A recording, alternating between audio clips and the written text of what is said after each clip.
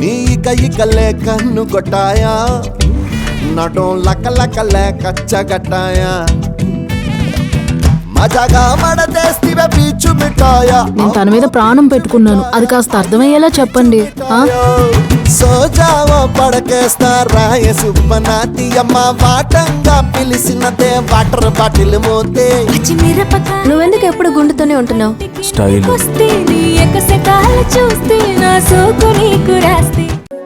నిత్యకి doubt వస్తుంది.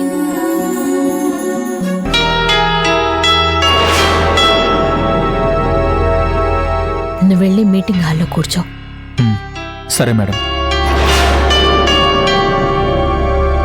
చూసావా daddy, లోపల చూడండి, పూజ చేసి ఏదో సాధిద్దాం అనుకుంటుంది.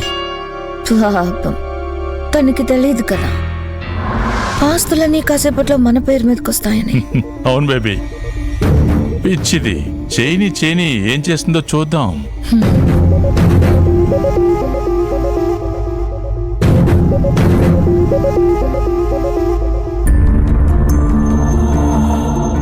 మేడం ఇక్కడున్నారేంటి?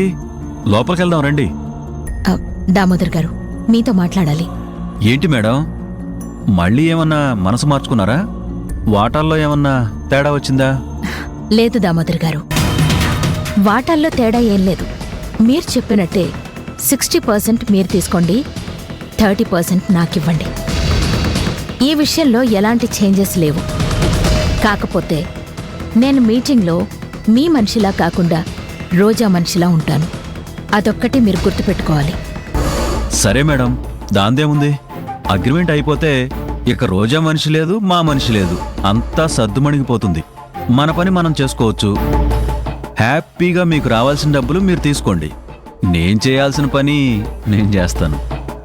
కానీ దామోదర్ గారు, నాకొక చిన్న డౌట్ ఉంది. ఏంటి మేడం అది? లాయర్ జగదీష్ మీద నాకు కొంచెం డౌట్ ఉంది.